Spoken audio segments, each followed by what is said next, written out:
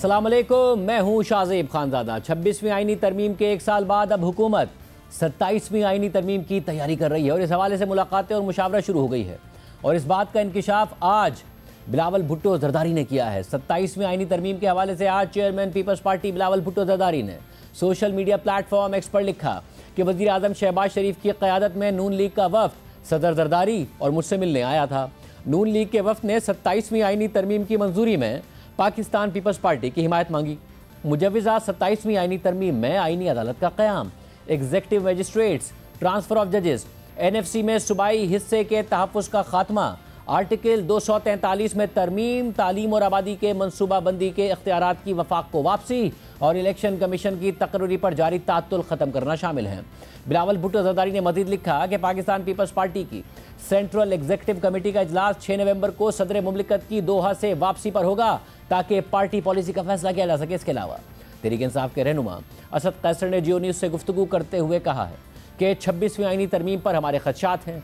27वीं आईनी तरमीम को हम किसी सूरत में नहीं मानेंगे। हम समझते हैं कि सुप्रीम कोर्ट एक ही सुप्रीम कोर्ट है, मतलब दो वो नहीं हो सकती। अब और अभी भी जो कुछ हो रहा है, कितने भी अभी डिसीजन होता है, तमाम कैसे जो उधर जाते हैं, बेंच पे जाने जाते हैं। वो इस वक्त तो 26वीं आईनी तरमीम भी जो है ना सुप्रीम कोर्ट के अंदर जो है ना इस वक्त उसका केस चल रहा है। हम तो 26वीं नई तरमीम से के बारे में हमारे सीरियस कंसर्न है। और ये जो नई अभी अमेंडमेंट 27वीं अमेंडमेंट ला रहे हैं, हम समझते हैं कि ये जुडिशरी का अगर इस किस्म का कोई होता है तो ये बाकायदा तौर पर जुडिशरी का एक किस्म के मज़ीद उसके ऊपर कंट्रोल हासिल करना और एग्जीक्यूटिव को मज़ीद जो है ना इन्फ्लुएंस बढ़ाना जुडिशरी के ऊपर होगा। हम किसी सूरत में जो है ना इस किस्म की चीज़ को नहीं मानेंगे। इसके ख़िलाफ़ हम भरपूर तरीके से अपना आवाज़ उठाएंगे। एक साल पहले 21 अक्टूबर को हुकूमत ने 26वीं आईनी तरमीम पार्लियामेंट के दोनों ऐवानों से मंजूर करवाई और अब 27वीं आईनी तरमीम पेश करने की तैयारी की जा रही है। अचानक ऐसा क्या हुआ कि हुकूमत को एक साल में ही मज़ीद तरामीम की ज़रूरत महसूस हुई? बात करेंगे वज़ीर आज़म के मुशीर बराए सियासी उमूर सेनेटर राना सनाउल्लाह साहब से। राना साहब बहुत शुक्रिया हमें ज्वाइन करने के लिए। राना साहब, क़यास सराहियाँ तो होती रहती थी, हुकूमत कोई डेफिनेट जवाब नहीं देती थी। ये क्या सब कुछ बहुत खामोशी से करना चाह रहे थे आप? बिलावल भुट्टो जरदारी साहब ने अचानक ट्वीट करके पूरा प्लान अवाम के सामने रख दिया। नहीं, क्या सराइयाँ जो है वो तो ऐसी होती आ रही हैं कि जैसे कोई यानी हमारा मीडिया और हमारे जो सीनियर एंकर साहबान हैं उन्होंने तो 27वीं तरमीम को एक ऐसा खौफ के जैसे कोई ये तूफ़ान आने वाला है या कोई वबा आने वाली है कि जी आ रही है, होने जा रही है। किसी भी मुल्क के आइन में तरामीम जो हैं वो उस आइन को रेलेवेंट बनाने के लिए उसको असरे हाज़र के तकाज़ों को के मुताबिक जो है वो इफ़ेक्टिव बनाने के लिए जो है वो हुआ करती हैं। और हमारे आइन में भी ये 26 तरामीम जब हो चुकी हैं तो अब 27वीं तरमीम भी होगी ना, जब भी होगी। और ये जिन चीज़ों का ज़िक्र बिलावल भुट्टो जरदारी साहब ने किया है, इनमें से कौन सी चीज़ है जो हर वक्त जो है वो अंडर डिस्कशन नहीं रहती या नहीं रहनी चाहिए कि इन चीज़ों के ऊपर जो है वो हमारी कोई नेशनल पॉलिसी हो। और जो पॉलिसी इस वक्त है इन चीज़ों के ऊपर, अव्वल तो कई के ऊपर तो है ही कोई नहीं, उसको जो है वो आइनी तौर पे इस अंदाज से लाया जाए कि वो एक नेशनल पॉलिसी के तौर पे तमाम सूबों में जो है वो एक तरह से और एक ही अंदाज से जो है उसके ऊपर अमल किया जाए। रही ये बात जहाँ तक कॉन्स्टिट्यूशनल कोर्ट की है, तो हम तो पहले दिन से मैं वन बाय वन इन तमाम चीज़ों पर आ रहा हूँ। मैं वन बाय वन इन तमाम चीज़ों पर बात कर लेता हूँ। बट आपने तूफ़ान और वबा का लफ्ज़ इस्तेमाल किया। अगर ये वाकई ऐसा तूफ़ान नहीं है जो बाद में जमहूरियत के लिए एक वबा नहीं बन जाएगा, तो ये छुपाया हुआ क्यों? जैसे 18वीं आईनी तरमीम हुई, महीनों डिस्कशन हुआ, कमेटी बनाई गई, 10 माह तक तमाम सियासी जमातों को एतमाद में लिया गया। ये अचानक इतना सीक्रेसी से क्यों हो रहा था? बिलावल भुट्टो जरदारी को अचानक क्यों ट्वीट करना पड़ा? ऐसा लग रहा है जैसे हुकूमत को भी पता नहीं था वो ट्वीट करने वाले, उन्होंने आवाम को बताया ट्वीट करके। नहीं शाहजेब, आप तो ऐसे कह रहे हैं कि जैसे तरमीम जो है ये कल हमने बात की है और आज हमने जो है वो तरमीम जो है उसको अपना इम्प्लीमेंट कर दिया है, तरमीम हो गई है। ये हो गई है। जिस मशावरत की आप बात कर रहे हैं कि जी ये सीक्रेसी नहीं होनी चाहिए, मशावरत होनी चाहिए, इसके ऊपर गुफ्तगू होनी चाहिए, वो भाई ये गुफ्तगू का ही तो आगाज़ है। ये गुफ्तगू जो है वो पिछले 2-4 महीनों से हो रही है। अगर बिलावल साहब ने इसके ऊपर आज बात करना मुनासिब समझा है तो ये उनका अपना चॉइस है।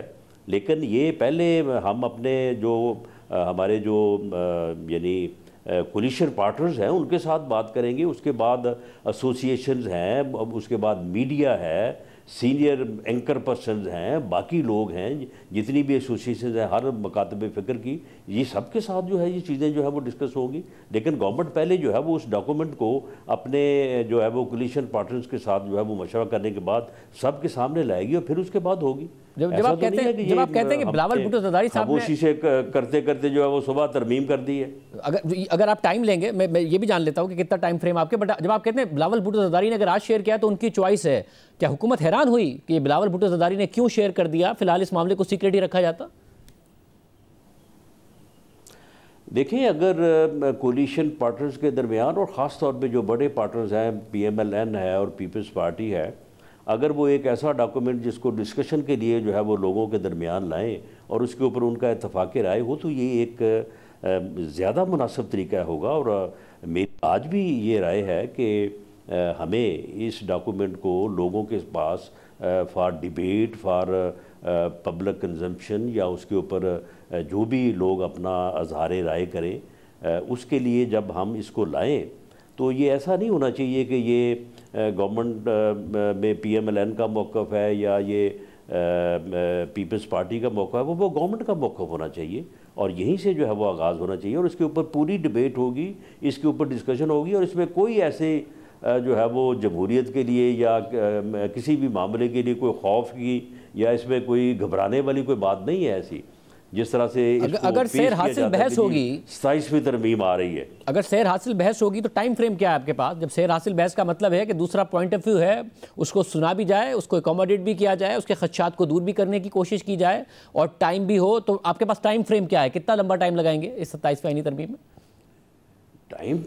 टाइम फ्रेम अगर बात दिल लगती हो, बात यानी आइन कानून के तकाज़ों के ऊपर पूरी हो और वक्त की ज़रूरत हो और जो नेशनल सिक्योरिटी के तकाज़े हैं उनको जो है वो एड्रेस करती हो, और अगर कोई आप ऐसी चीज़ करें जिसके ऊपर जो है वो आप इत्तफाक़ राय हासिल करने की कोशिश करें, मैं समझता हूँ कि उस चीज़ की अपनी जो सच्चाई है और उसकी जो एक्यूरेसी है वो इस बात का तयन करती है कि उसके ऊपर कितनी देर बहस होनी चाहिए। मैं समझता हूँ कि अगर हम इसको बहुत एक एक्यूरेसी और आइनी और जमहूरी और सियासी तकाज़ों के मुताबिक एक डॉक्यूमेंट तैयार करने में कामयाब हो जाते हैं तो उसके ऊपर कोई इतनी लंबी चौड़ी बहस की ज़रूरत ही नहीं होगी, सब लोग इत्तफाक करेंगे। और राज साहब, अब बात कर लेते हैं इंडिविजुअल उन पर शिकों पर। कॉन्स्टिट्यूशनल कोर्ट अब पहले ही आइनी बेंच तो बन गया, 26वें आइनी तरमीम के नतीजे में आपने बनाया और वो काम भी कर रहा है और कोई ऐसा काम नहीं कर रहा है जिससे हुकूमत को या इदारों को कोई प्रॉब्लम हो, तो ये अचानक कॉन्स्टिट्यूशनल कोर्ट अब क्यों बनानी है? इसकी क्या वजह है? ये तो पहले दिन चार्टर ऑफ डेमोक्रेसी में हमारा ये मौक़िफ़ है पहले दिन से कि कॉन्स्टिट्यूशनल कोर्ट बननी चाहिए। पीपल्स पार्टी का आईनी बेंच बन गया ना और आपने सबको एतमाद में लिया, जितनी जमातों ने उस डॉक्यूमेंट के ऊपर साइन किए सबका मौक़िफ़ है। अब मैं ये जानना चाह रहा हूँ, आईनी बेंच बन गया ना 26वें आईनी तरमीम के नतीजे में, जिसमें मौलाना को तमाम जमातों को एतमाद में लेकर आपने वो आईनी बेंच बनाया, वो काम भी कर रहा है। अब क्यों ज़रूरत है आपको इस कॉन्स्टिट्यूशनल कोर्ट की? आईनी बेंच क्या ऐसा क्या अलग है जो कॉन्स्टिट्यूशनल कोर्ट करेगी, आईनी बेंच नहीं कर रहा? नहीं शाहज़े, बात ये है कि सभी की ये राय है और अगर कॉन्स्टिट्यूशनल कोर्ट जो है अगर हो तो वो ये मामला जो है ज़्यादा जो है वो बेहतर अंदाज से और ज़्यादा पायदारी के साथ जो है वो चल सकता है।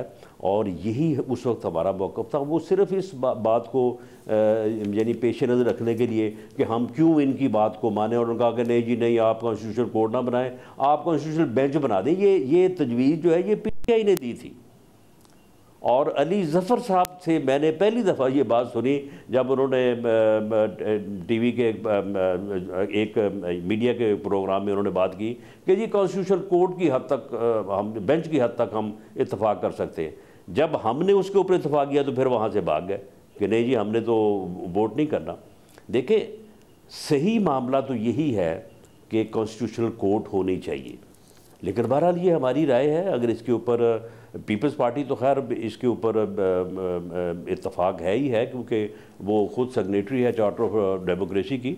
अगर बाकी जमातों का भी अगर इत्तफाक राय हो जाएगा तो हो जाएगी ये तरमीम, कॉन्स्टिट्यूशनल कोर्ट जो है वो उसका क़याम अमल में आ जाएगा वरना ठीक है, बेंच चल रहे हैं, बेंच अपनी जो है वो जो कॉन्स्टिट्यूशनल बेंच की जो अफादियत है उसके लिए काम तो कर रहे हैं, लेकिन कॉन्स्टिट्यूशनल कोर्ट का होना जो है वो ज़्यादा।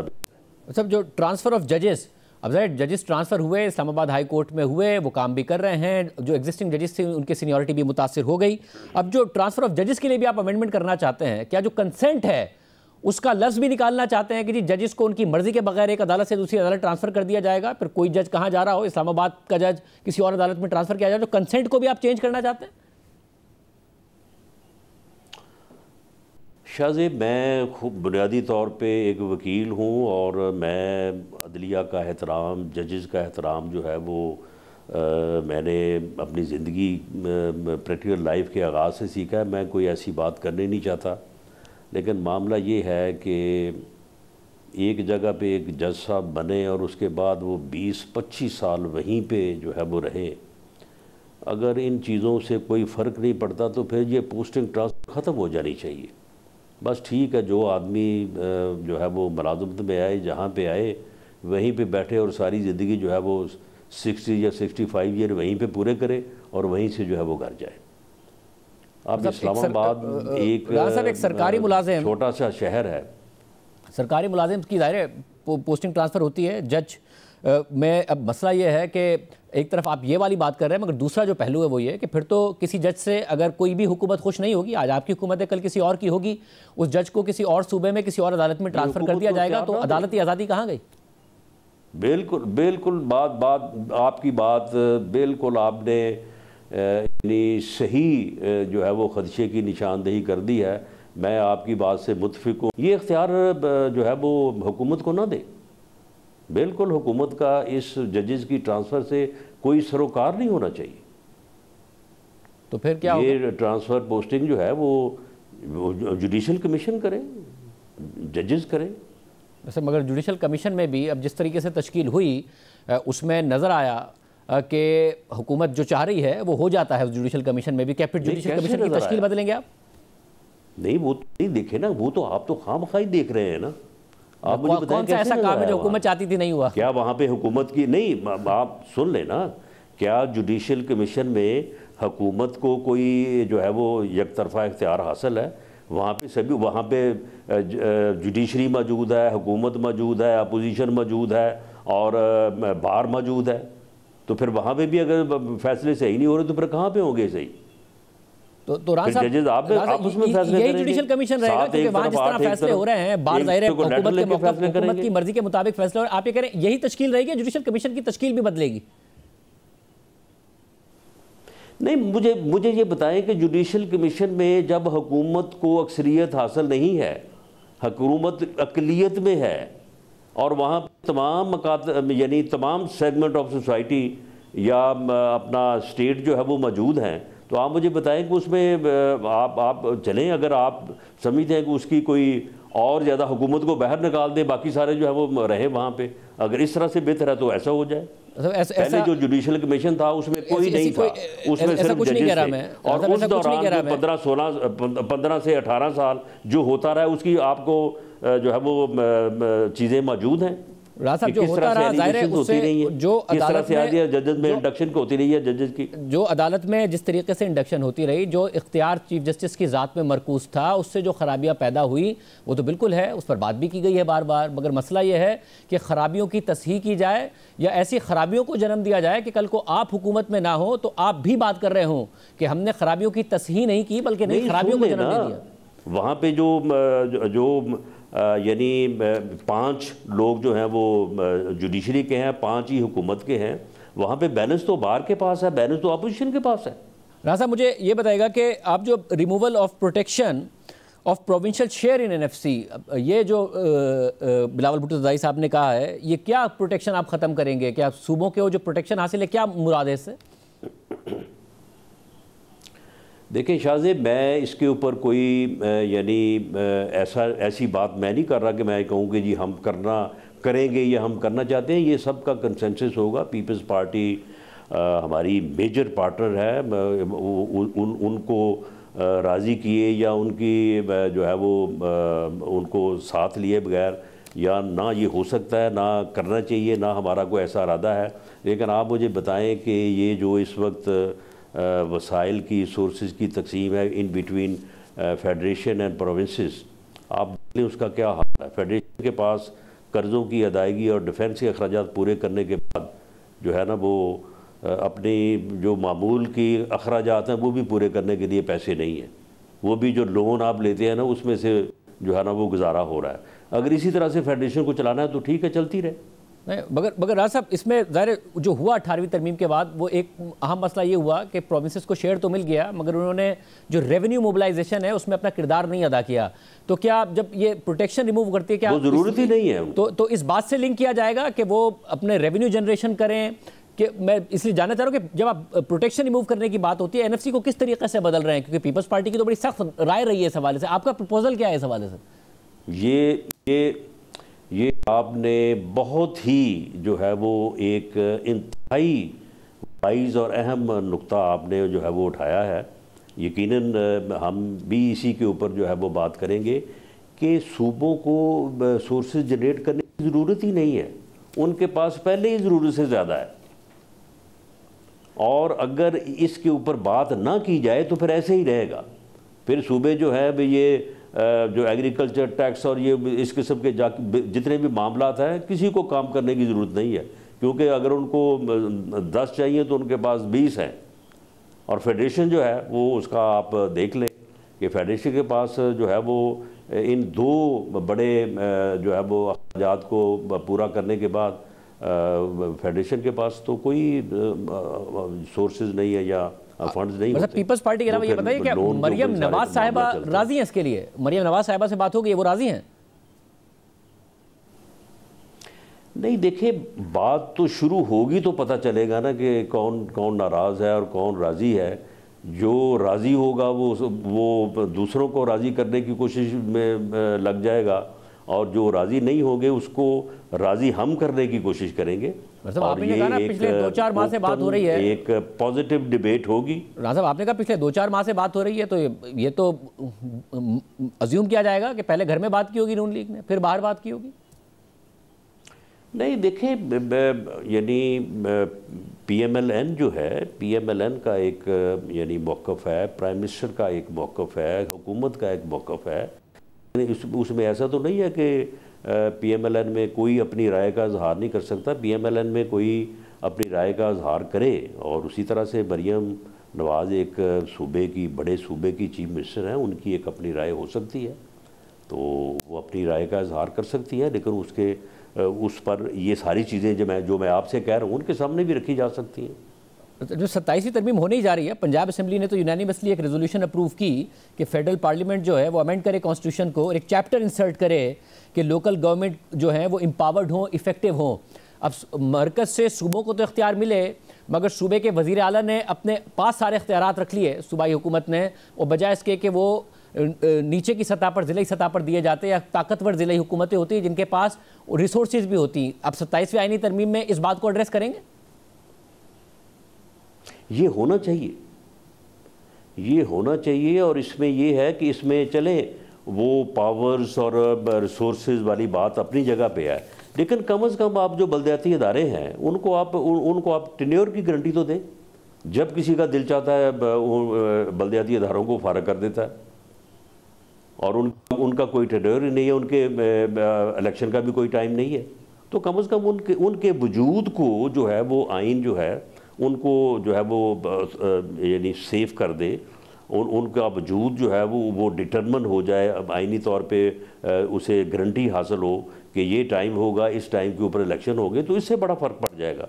बाकी ठीक है, सोर्सेज जब जिस बुनियाद के ऊपर सूबों को मिलते हैं उसी बुनियाद के ऊपर आगे इजला को और तहसील को और यूनियन कौंसल तक ये वही फार्मूला जो है, जो फार्मूला मरकज़ से सूबा और सूबे से नीचे जो है वो यूनियन कौंसल तक जाना चाहिए।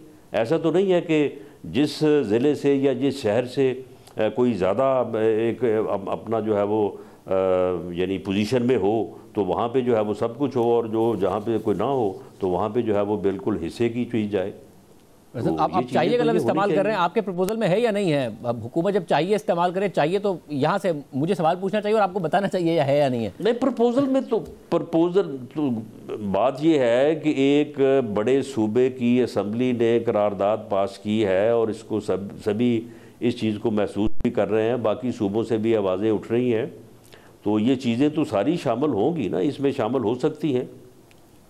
और ये बताएगा कि जो बिलावल भुट्टो ज़रदारी ने कहा कि चीफ इलेक्शन कमिश्नर की तैनाती के हवाले से डेडलॉक खत्म करने पर भी बात होगी। अब 26वीं आईनी तरमीम में आप लोगों ने तरमीम कर दी कि जब तक नए चीफ इलेक्शन कमिश्नर की तैनाती नहीं हो जाती, मौजूदा चीफ इलेक्शन कमिश्नर और कमीशन काम करता रहेगा।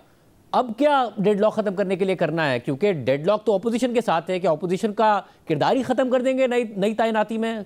नहीं, देखिए, मैं किरदार को निकालने की बात नहीं कर रहा, लेकिन मैं ये अर्ज़ कर रहा हूँ कि वो जमहूरी रवायात, वो सियासी रवायात जिनकी बुनियाद के ऊपर जो है वो फैसलों की बुनियाद जो है वो रखी गई है पूरी दुनिया में, जो भी पार्लिमानी जमहूरी सिस्टम है, वहाँ पे कभी सोचा भी नहीं जा सकता कि इस तरह भी हो सकता है जैसे हमारे मुल्क में होता रहा है और आपके सामने होता रहा है। तो फिर आप मुझे बताएं कि फिर जब एक लीडर ऑफ द हाउस यानी वज़ीर आज़म या लीडर ऑफ द अपोजिशन जो है वो इस बात का रवादार ना हो कि उसने अपोजिशन से बात भी करनी है, उनसे हाथ भी मिलाना है, तो फिर आप मुझे बताएं कि वहाँ पे ये तरीकाकार कैसे चलेगा?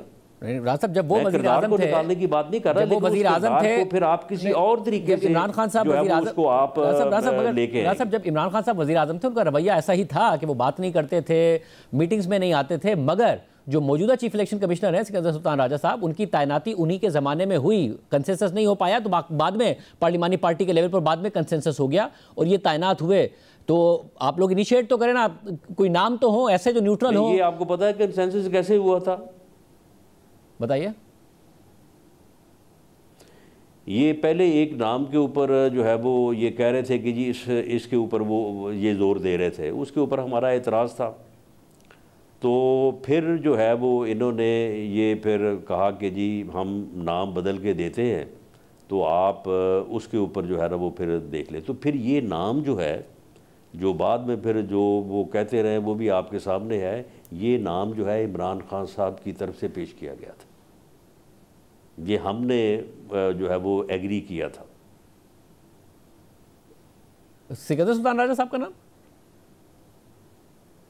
जी, ये इमरान खान साहब की तरफ से पेश किया गया, आपने अग्री किया, मगर अग्री किसी और ने कराया ना आप लोगों को, या इमरान खान साहब ने पेश किया और आप लोग अग्री कर गए? ये तो नहीं समझ में आता। नहीं, ये तो फिर आप बात ना करें, ये तो जो मैंने बात जो है ना, फिर ये तो फिर किसी और तरफ निकल जाती है ना। तो फिर ऐसे भी होता है ना कि जी इतने मेंबर्स बनने हैं, फ़लाँ सूबे का, वो आप बना लें, ये हम बना लें, फिर इधर आप एग्री कर जाएं, उधर हम एग्री कर जाएंगे, फिर ये चीज़ें भी तो चलती हैं ना। फिर ये सिस्टम में फिर आप लोग सिस्टम जो है, सिस्टम तो ठीक होता है, सिस्टम एक्यूरेट होता है, लेकिन सिस्टम को चलाने वाले जो है ना, उनके रवैये भी जो है ना, वो भी इस बात में उनका भी बड़ा अहम किरदार होता है। सर, मगर अभी आपने कितना ओपोजिशन से एंगेज किया है नया चीफ इलेक्शन कमिश्नर लाने के लिए? पहले आपने 26वीं तरमीम में मौजूदा को कंटिन्यू किया हुआ है, अब 27वीं तरमीम में अगर आप ओपोजिशन के साथ कंसल्टेशन ही निकाल देंगे, कल को आप ओपोजिशन में बैठेंगे तो हुकूमत लगा रही होगी अपना, फिर आप लोग पता नहीं क्या कर रहे होंगे। तो आप लोगों ने कितना एंगेज किया है कि एक नया चीफ इलेक्शन कमिश्नर लगाने?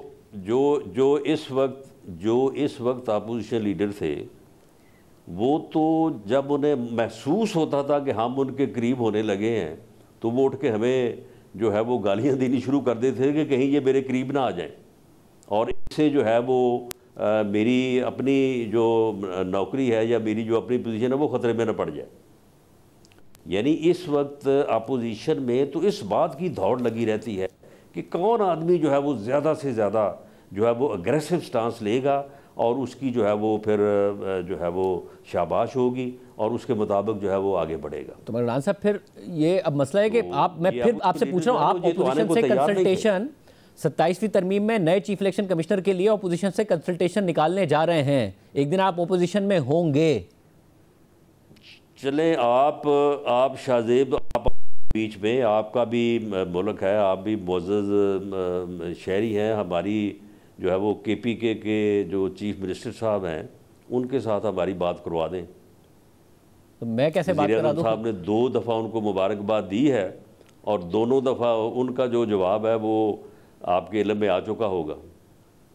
और साहब उन्होंने मगर बात तो तरीके से की, मगर ज़ाहिर उसके बाद जो उनका रवैया है, मगर आप इस बात की तकरीबन मेरे सवालों के जवाब में कंफर्मेशन हो गई है कि 27वीं आईनी तरमीम में चीफ इलेक्शन कमिश्नर हुकूमत लगाएगी, अपोजिशन से कंसल्टेशन नहीं करेगी, और अभी के जो भी हालात हैं आप कह रहे हैं उनसे बात नहीं हो पा रही है, एक दिन आप अपोजिशन में आएंगे और पता नहीं इस मुल्क में इलेक्शन फिर कैसे हुआ करेगा। ऐसा बिल्कुल नहीं शाहजेब, ऐसा बिल्कुल नहीं होगा, ऐसा कोई हुकूमत का इरादा नहीं है। लेकिन इस तरीक़ाकार के मुताबिक जो तरीक़ाकार इस वक्त मौजूद है उसमें डेड लॉक है। उस डेड लॉक को किस अंदाज से जो है वो ख़त्म किया जाए और वो कौन सा तरीक़ाकार इख्तियार किया जाए कि जो उस यानी मेरिट और उस तैनाती का जो मयार है उसके करीब हो या उसी तरह हो कि जिसमें जो है वो किसी की भी हुकूमत की या अपोजिशन की जो है वो एक यकतरफा जो है वो मर्जी ना हो। उसका कोई और तरीक़ाकार इख्तियार किया जा सकता है, जुडिशरी को बीच में इन्वॉल्व किया जा सकता है, या जिस तरह से जो केयर टेकर सेटअप जब बनता है तो उसमें भी अगर एक स्टेज पे जाके इत्तफाक ना हो तो फिर शायद उसके बाद इलेक्शन कमीशन का इख्तियार आ जाता है। कोई इस किस्म की सूरत जो है वो बनाई जा सकती है। आप इस बात का यकीन रखें कि हुकूमत 27वीं तरमीम की शक्ल में कोई अजाब नाज़िल करने वाली नहीं है। जो भी मामलात हैं बैठ के बड़े सुलझे और बड़े पॉजिटिव अंदाज से जो है वो उनके ऊपर डिबेट होगी, जितनी देर भी करनी पड़े, उसमें 1 माह लगे या उसमें 3 माह लगे, और उसके बाद कंसेंसस के साथ होगी। विदाउट कंसेंसस जो है वो कोई आईनी तरमीम नहीं होगी। इसको इस तरह से कोई ख़तरा महसूस नहीं किया जाना चाहिए। बहुत शुक्रिया राना सनाउल्लाह साहब की गुफ्तगू सुनी। DGISPR ने भी सहाफ़ियों से बात की है, कुछ अहम मामलात पर बात की है। जो सहाफ़ी वहाँ मौजूद थे, शहजाद इकबाल वो हमारे साथ मौजूद होंगे एक ब्रेक के बाद।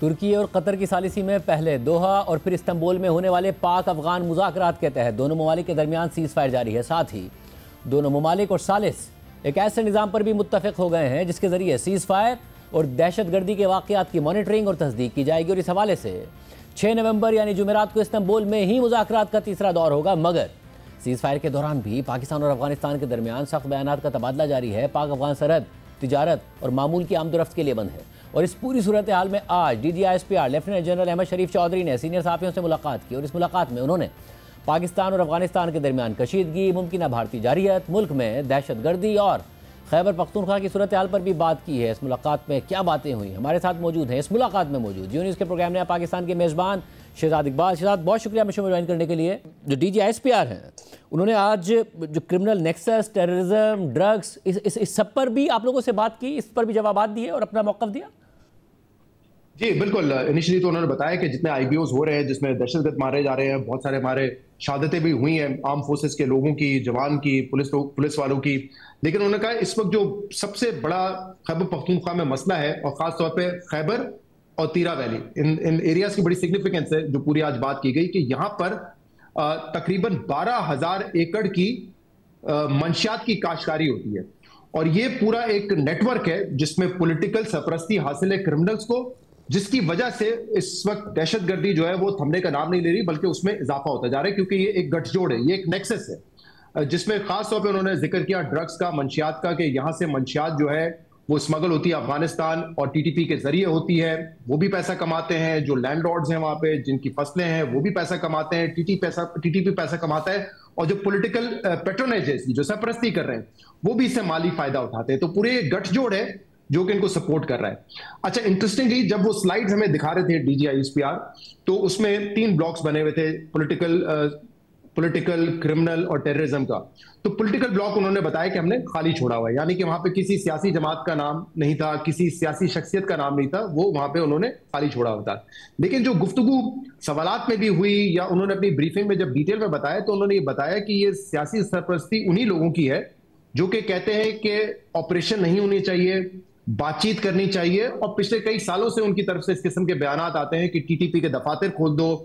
तो जब ये सारी बातें उन्होंने की, अब आपको पता है कि ज्यादा गैस करना मुश्किल नहीं होता कि किस पार्टी की तरफ इशारा है। नाम अलबत्ता उन्होंने नहीं लिया किसी का, और जब उनसे सवाल भी हुआ किस पार्टी की बात कर रहे हैं, उन्होंने कहा देखिए ये हमारा मैंडेट नहीं है, ना ही हमें सूट करता है कि जिस ऑफिस में हम मौजूद हैं वहां पे किसी सियासी जमात का नाम लें। लेकिन वो कह रहे हैं एक पॉलिटिकल माफिया है जो उस पूरे नेक्सस को सपोर्ट करता है। और उसमें सिर्फ ड्रग्स की बात नहीं है, फिर उन्होंने नॉन कस्टम पेड कार्स की बात की, उन्होंने किडनैपिंग फॉर रैंसम की बात की। तो ये सारी क्रिमिनल एक्टिविटीज जो है वो जड़ है टेररिज्म की, और इसको सरपरस्ती हासिल है पॉलिटिकल। मगर जो रिपोर्ट हो रहा था मीडिया पर उसके मुताबिक तो सुहेल आफरीदी जो है चीफ मिनिस्टर, उनका भी जिक्र हुआ और उन्होंने कहा कि मैं उनको चीफ मिनिस्टर समझता हूँ। ये किस कॉन्टेक्स्ट में हुआ? अच्छा, ये बड़ा इंटरेस्टिंग है, क्योंकि ऑब्वियसली जब ये बहुत सारे सवालात हो रहे थे तो आखिर में कुछ सवालात हुए जिसमें एक दो साथियों ने ये कहा, नाम मैं इसलिए नहीं लूंगा क्योंकि मुझे नहीं पता वो इस बात से मुतमईन हो कि उनका नाम दिया जाए। तो उन्होंने ये सवाल किया कि जो इंप्रेशन हम यहाँ पे लेके जा रहे हैं वो ये है कि ये पॉलिटिकल पार्टी जिसकी आप बात कर रहे हैं, क्योंकि आपने कई मिसालें दे दी, वो कहते हैं बातचीत करो, ऑपरेशन हल नहीं है मसले का, कई ऑपरेशन हो चुके हैं, दफातर खोले जाए। तो इससे बड़ा वाजे हो जाता है कि आप नाम दिए बगैर पीटीआई की बात कर रहे हैं, और क्योंकि आप बार बार खैबर की बात कर रहे हैं और तीरा वैली की बात कर रहे हैं, तो वहां पे जो सियासी शख्सियत इस वक्त सबसे ज्यादा प्रोमिनेंट है वो चीफ मिनिस्टर सुहेल आफरीदी हैं। तो उनके बारे में आपकी क्या राय है? क्या वो क्रिमिनल और टेररिस्ट नेटवर्क का हिस्सा है? ये बाकायदा उनसे सवाल हुआ। फिर इसके फॉलो अप में एक सवाल ये हुआ कि आपने अपनी पिछली ब्रीफिंग में कहा था कि जो भी दहशतगर्दों के सहूलतकार होंगे उनको किसी अहमोदे पे नहीं आने दिया जाएगा। ये शायद उसका एक तशरीह की गई इसकी कि इस तरह की बात हुई थी, लेकिन अब वो एक आईनी प्रोसेस के तहत जो है चीफ मिनिस्टर बन भी गए। तो अब आपकी इस पर क्या राय है? तो उस पर उनका जवाब बड़ा मुख्तसर सा था। उन्होंने कहा मेरी राय यह है कि सुहेल आफरीदी साहब, मैं उनको, बल्कि राय नहीं, उन्होंने कहा मैं समझता हूं कि सुहेल आफरीदी जो है वो चीफ मिनिस्टर खैबर पख्तूनख्वा है आईन और कानून के मुताबिक, जो एक प्रोसेस है। और बस यही उन्होंने कहा कि मैं समझता हूं उनको। इसके बारे में उन्होंने कोई तफसील नहीं बताई कि क्या वो इस क्रिमिनल नेटवर्क का हिस्सा है, क्या वो इस टेररिज्म नेटवर्क का हिस्सा है, इसकी कोई तफसील में वो नहीं गए। उन्होंने कहा मैं समझता हूं वो खैबर पख्तूनख्वा के चीफ मिनिस्टर है। लेकिन हाँ, ये सवाल उनसे जरूर हुआ कि जो इंप्रेशन लेके जा रहे हो, मेरे ख्याल से जब ये सवाल हुआ तो सबकी ही तर्जुमानी हो रही थी, क्योंकि बड़ा ऑब्वियस था कि इशारा किसकी तरफ है। तो ये सवाल जरूर उनसे हुआ कि ऐसा लग रहा है ये इंप्रेशन हम जो लेके जा रहे हैं वो ये कि पीटीआई से मुतल्लिक आपकी ये बात है और सुहेल आफरीदी से मुतल्लिक गुफ्तगू हो रही है। मतलब इसके अलावा भारत से जंग का खतरा, कोई फॉल्स फ्लैग, कोई एडवेंचर, इस हवाले से भी उन्होंने बात की है? जी बिल्कुल। आपको पता है कि एजेंसीज ने पिछले 2-3 रोज पहले ये कार्रवाई की थी जिसमें इजाज मुल्ला नामी शख्स को जो है गिरफ्तार किया गया। एक फिशरमैन है और ये बताया गया कि उसके पास मुख्तलिफ फोर्सेस के यूनिफॉर्म्स निकले हैं और इंडिया ने उसको ये टास्क दिया था कि ये यूनिफॉर्म चोरी करके लेके जाए, जिससे ये खदशा पैदा हुआ है कि शायद दोबारा इंडिया किसी किस्म का फॉल्स फ्लैग कर रहा है।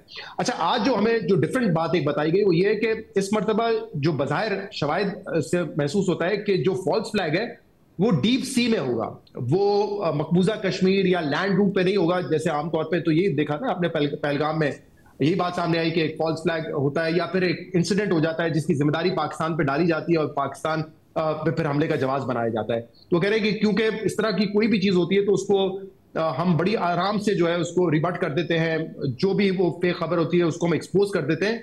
तो इसीलिए अब ऐसा महसूस होता है कि कोई डीप सी ऐसी कार्रवाई करना चाहते हैं जिसके बारे में इंफॉर्मेशन कलेक्ट करना इतना आसान ना हो और फिर उसकी जिम्मेदारी पाकिस्तान पर डाल के किसी किस्म का एडवेंचर किया जाए।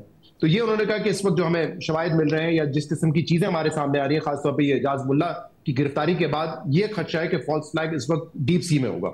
लेकिन इसका जवाब भी उन्होंने दिया कि अगर इस किस्म की कोई भी एक्टिविटी होती है, चाहे वो डीप सी में हो या कोई लैंड पर हो या मकबूजा कश्मीर में हो, उसका बहाना बना के अगर इंडिया किसी किस्म का एडवेंचर करता है, पाकिस्तान दोबारा उसी किस्म का बिफिटिंग रिस्पांस देगा जैसे पहले दिया था। क्योंकि बिहार के इलेक्शन से पहले इस खदशे का इजहार किया जा रहा था और बिहार के इलेक्शन तो आ रहे हैं अगले हफ्ते, इस हफ्ते। तो क्या वो नवंबर में ही की बात कर रहे थे कि कोई इस किस्म की का खदशा है या आगे? नहीं, इसका कोई टाइम फ्रेम उन्होंने नहीं दिया। उन्होंने टाइम फ्रेम नहीं दिया, बट वो ये बार बार बता रहे थे कि जैसे इंडियन वहाँ का media, social media, fake news, जिस किस्म की वो हरकतें कर रहा होता है तो उसको बड़ा क्लोजली मॉनिटर किया जा रहा है। खासतौर पर इस वक्त जब अफगानिस्तान के मामलात में भी अफगान मीडिया जो कुछ फेक न्यूज फैलाता है या उनका सोशल मीडिया फेक न्यूज फैलाता है, इंडियन मीडिया उसको पिक करता है, कहीं कहीं इंटरनेशनल मीडिया भी पिक कर लेता है। तो कह रहे हैं इन चीजों को हम बड़ा क्लोजली मॉनिटर कर रहे हैं और हमारे गार्ड्स जो हमने लोअर नहीं किए। हमें पता है कि अगर कोई भी ऐसी एक्टिविटी होगी तो उसका जवाब फौरी तौर पर आएगा। कोई टाइम फ्रेम के बिहार के इलेक्शन से पहले हो सकता है, नवंबर में हो सकता है, ये स्पेसिफिक डिटेल्स उन्होंने नहीं शेयर की। बहुत शुक्रिया शाद इकबाल साहब, तफसीलात बता रहे हैं।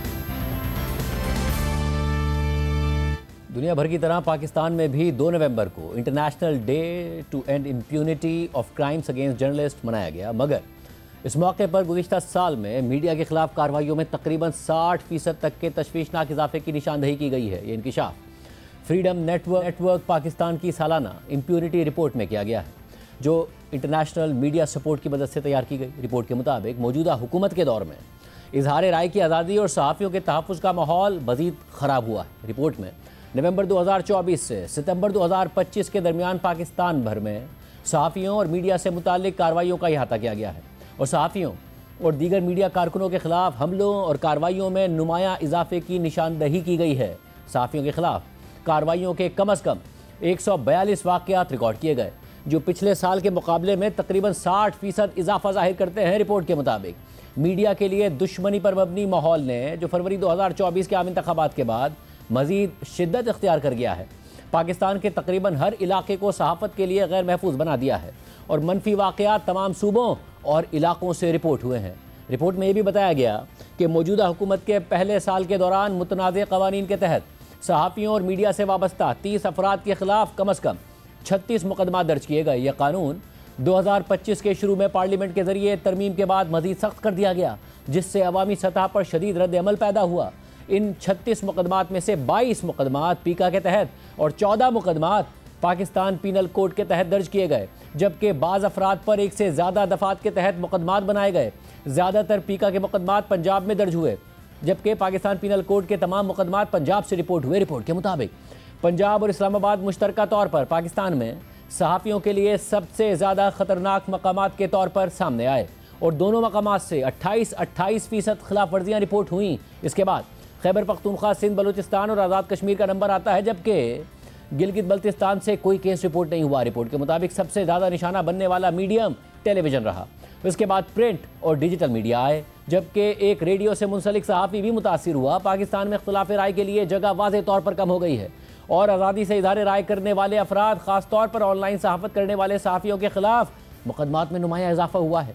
मुबहम इल्ज़ामात और कमज़ोर कानूनी हिफाजती इक़दामात ने हुकाम को यह मौका दिया कि वह फ़ौजदारी क़वानीन को दबाव के हथियार के तौर पर इस्तेमाल करें, जिससे इज़हार राय की आज़ादी और सहाफ़ती खुद मुख्तारी को नुकसान पहुँचा। इंसानी हुकूक़ की तंजीमों, सहाफ़ती यूनियंस और बैनुल अक़वामी इदारों का कहना है कि पीका में की गई नई तरामीम ने कानूनी इबहाम को बढ़ा दिया है और इंतज़ामिया को गैर मामूली इख्तियारात दे दिए हैं, जिन्हें बाद में सहाफ़ियों, सोशल मीडिया पर्सन्स और सियासी कारकुनों के खिलाफ इस्तेमाल किया गया। इसके नतीजे में गिरफ्तारियों, FIRs और चैनल बंद किए जाने के साथ साथ कैद और जुर्माने की धमकियों जैसे वाक़यात सामने आए।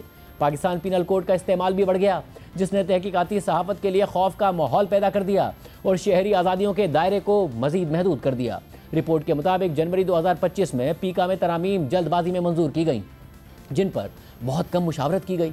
इन तरामीम में मुतनाज़ शिक़ें शामिल थी, जैसे कि जाली या गलत मालूमात को जुर्म करार देना, डिजिटल राइट्स प्रोटेक्शन अथॉरिटी का क़याम जिसे वसी इख्तियारात दे दिए गए और ब्लॉक किए जाने वाले मवाद की तारीफ को वसी करके उसमें नशरियाती मीडिया को भी शामिल कर लिया गया।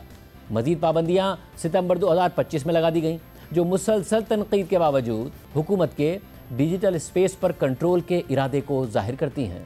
Pakistan federal union of journalist के मुताबिक दिसंबर 2024 में सिर्फ एक माह के दौरान 150 सहाफ़ियों पर पीका के तहत मुकदमात कायम किए गए, अक्सर इस इल्ज़ाम पर कि वो रियासती इदारों के खिलाफ झूठी कहानियाँ फैला रहे हैं। इंटरनेशनल प्रेस इंस्टीट्यूट ने पीका को सहाफ़ियों को दबाने का एक ताकतवर हथियार करार दिया, जबकि पाकिस्तान प्रेस फाउंडेशन ने 2024 में सहाफ़ियों और मीडिया वर्कर्स पर 168 हमलों को रिकॉर्ड किया। Reporters without borders, global voices और नेशनल असेंबली ने भी दर्जनों केसेस दस्तावेजी शक्ल में पेश किए, जबकि इंटरनेशनल फेडरेशन ऑफ जर्नलिस्ट ने पीका को मार्शल लॉ से तशबीह दी।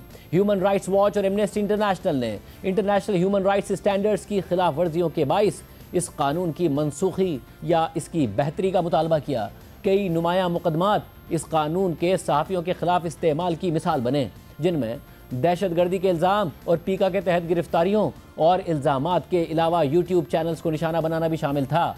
इन कानूनी कार्रवाइयों के मजमूई असरात ने प्रेस की आज़ादी पर गहरा मनफी असर डाला, सेल्फ सेंसरशिप में इजाफा किया, माली नुकसानात और रोज़गार के लिए ख़तरात पैदा किए, डिजिटल प्लेटफॉर्म्स के लिए ख़तरात बढ़ाए और ख़ास तौर पर पंजाब में ज़्यादा मनफी असरात देखने में आए। रिपोर्ट के मुताबिक इन कार्रवाइयों में एक सहाफ़ी का कत्ल की 4 कोशिशें, 30 कानूनी कार्रवाइयाँ, गिरफ्तारियों और हिरासत के 15 वाक़यात, 39 जिस्मानी हमले, 30 ऑनलाइन और ऑफलाइन धमकियाँ, 3 अगवा, 3 गुमशुदगियाँ और 10 डिजिटल धमकियाँ शामिल थीं। ज़्यादातर मुतासरीन सहाफ़ी थे, लेकिन दीगर मीडिया कारकुन जैसे सिटीज़न जर्नलिस्ट और नॉन एडिटोरियल स्टाफ भी निशाना बना। 71% वाक़यात में सरकारी हुक्काम को बुनियादी जिम्मेदार करार दिया गया, जबकि बाकी वाक़यात में मुख्तलिफ अनासिर, सियासी जमातें और नामालूम ज़राए मुलव्विस पाए गए। पाकिस्तान वो पहला मुल्क है जिसने सहाफ़ियों के तहफ़्फ़ुज़ के लिए खुसूसी कानून साजी की, जो वफाकी और सिंध की सतह पर मंजूर की गई। तहम इन कवानीन पर अमल दरामद और तहफ़्फ़ुज़ाती कमीशंस के क़याम में तसलसल नहीं रहा और सिर्फ वफाक और सिंध में काबिल ज़िक्र पेशरफ्त हुई। रिपोर्ट के मुताबिक कुछ मस्बत पहलू भी सामने आए, जिनमें 2025 में वफाक और सिंध में जर्नलिस्ट सेफ्टी कमीशंस के सरबराहों का तकर्रुर शामिल है। ताहम वफाकी कमीशन अभी तक नामुकम्मल है, कुछ अराकीन की सिक्योरिटी क्लियरेंस बाकी है और इंतज़ामी मसाइल बरकरार हैं। रिपोर्ट के मुताबिक मजमूई तौर पर पाकिस्तान में सहाफ़ी जानों के ख़तरे, बार बार कानूनी हिरासानी और जिस्मानी तशद्दुद का सामना कर रहे हैं, ख़ास तौर पर इस्लामाबाद, पंजाब और खैबर पख्तूनख्वा में। मीडिया कारकुनों के तहफ़्फ़ुज़ और जवाबदही के लिए ठोस इक़दामात की फ़ौरी ज़रूरत है। रिपोर्ट के मुताबिक अगरचे पाकिस्तान ने हालिया वर्षों में कानून साजी के मैदान में पेशरफ्त की है, ख़ास तौर पर वफाक और सिंध की सतह पर, लेकिन दीगर इलाकों में पेशरफ्त की कमी और तहफ़्फ़ुज़ाती कमीशंस के गैर मौसर होने ने सहाफ़ियों के ख़िलाफ़ जराइम के ख़ात्मे में रुकावट पैदा कर दी है। सिर्फ कानूनी ढांचे काफ़ी नहीं, बल्कि मौसर अमल दरामद और मुसलसल निगरानी ज़रूरी है, ताकि मीडिया कारकुनों की हिफाजत और उसकी खिलाफ वर्जियों पर जवाबदही यकीनी बनाई जा सके। आज के प्रोग्राम में इतना ही, इजाज़त दीजिए, अल्लाह हाफ़िज़।